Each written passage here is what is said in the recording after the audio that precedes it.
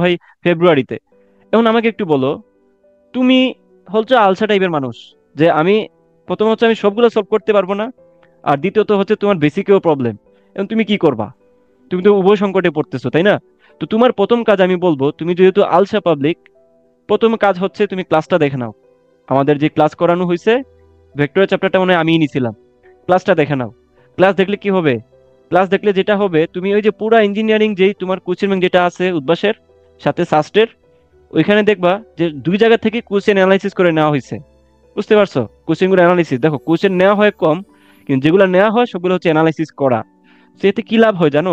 তুমি এই 150টা যে কোশ্চেনটা দেওয়া আছে তোমার ইঞ্জিনিয়ারিং কোশ্চেন ব্যাংকে, ওই 150টা থেকে মার্চ করে মনে করো মোটামুটি 15 থেকে 20টা টাইপ দেখবা যে বারবার ঘুরে ফিরে আসতেছে। ওই 15 থেকে 20টা টাইপই আসলে তোমার ওইখান থেকে অ্যানালিসিস করে নেওয়া হয়েছে এবং সলভ দেখানো হয়েছে। হুম।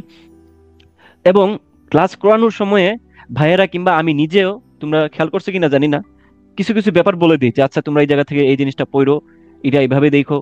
এই যে টিপস গুলা ওইগুলা সহ কিন্তু ওই ক্লাসে পাবা।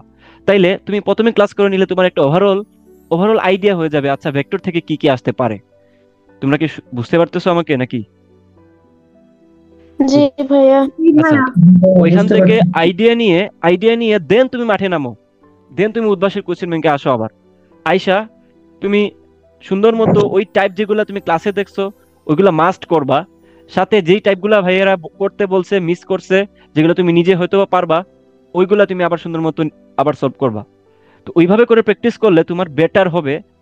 তোমার প্র্যাকটিস বা তোমার যেই বেসিকে যেটা প্রবলেম ছিল ওইটা সহ তোমার এখানে সলভ হয়ে যাচ্ছে।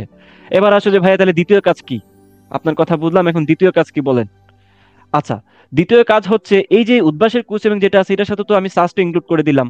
সাস্টের কোয়েশ্চেন ব্যাংকও তুমি সাথে মিলাই পড়বা। এখন পরের কাজ কি ভাইয়া?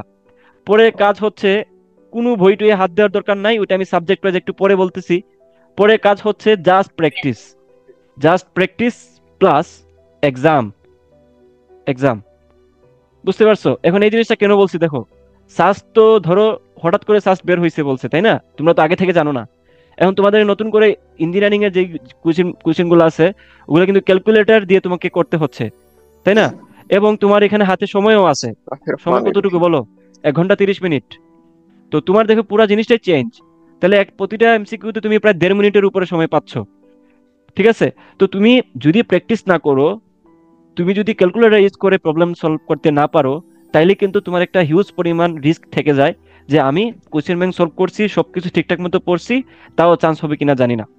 একটা জিনিস মাথায় রাখো, যারা প্রবলেম সলভিং পারবে, যারা আসলে এই ব্যাপারটা ধরতে পারে, যেটাকে বলে প্রবলেম সলভিং ক্যাপাবিলিটি, তারা ভাই সাস্টে একটা সিট পাবাই। যদি ঠিক সময় যেহেতু হিউজ আছে, সো একটা ভালো সিট, মানে অন্তত একটা সিট পাবা। আর যেই পদ্ধতি দেখাচ্ছি এইভাবে পড়লে ডেফিনেটলি তুমি টপ করতে পারবা। তো এটা হচ্ছে আমার কাজ। তো সামারি সামারি কি, প্রথমে উদ্ভাসের কোশ্চেন ব্যাংক, যারা একটু আলসা টাইপের তারা আমার ক্লাস দেখে নিবা। ক্লাস দেখে দেন উদ্ভাসের কোশ্চেন ব্যাংকে যাবা, যে ওইখান থেকে কাহিনী করবা।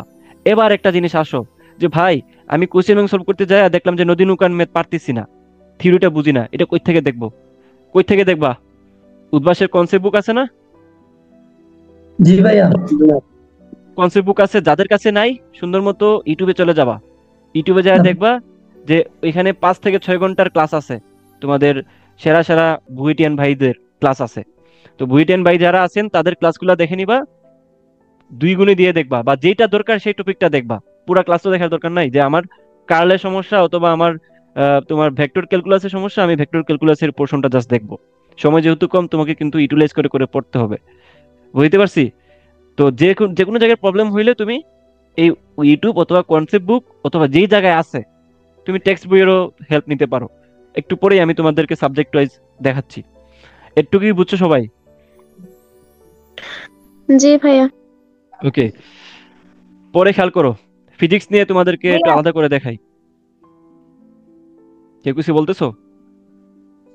আচ্ছা ভাইয়া, আমার তো কনসেপ্ট বুক নাই, আমার শুধু মানে উদ্ভাসের কোয়েশ্চেন ব্যাংক আছে আর শাস্ত্রের কোয়েশ্চেন ব্যাংক আছে। এই হ্যাঁ শোনো, তাহলে তুমি, কনসেপ্ট বুক তোমার হ্যাঁ অনলাইনে অ্যাভেলেবেল আছে। কনসেপ্ট বুক অনলাইন থেকে কালেক্ট টেলিগ্রামে করে নিবা। আর যদি না টেলিগ্রাম থাকে থেকে তাহলে পিডিএফ তোমার পাবো। বই ইউজ করবা। থিওরির জন্য বই ইউজ করা বেটার। আর যদি বই না থাকে, বই তো থাকবে, বই না থাকলে তার ই নেই।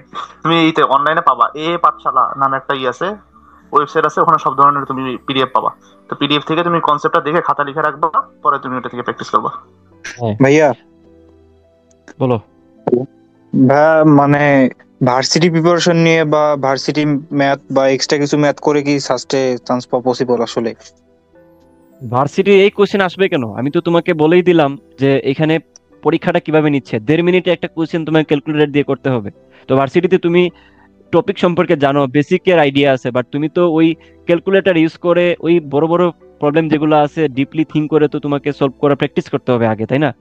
শুধু ভার্সিটি জি পড়লাম আর সাস্টে পেয়ে যাবো, ব্যাপারটা তো এমন না। একটা ক্রাইটেরিয়া আছে, পদ্ধতি আছে, যেটা আমি তোমাকে দেখালাম এই মুহূর্তে। বুঝতে পারছো? জি জি জি, মানে ভার্সিটি যে উদ্ভাসে যে কোশ্চেন ব্যাংকটা আছে ওটার সাথে যদি আমি একটা সাস্টের কোশ্চেন ব্যাংক নেই হুম। এবং ওইটা ডিপলি ভালোভাবে সলভ করি, তাহলে কি ঠিকঠাক আছে হ্যাঁ, তো, না তাই না?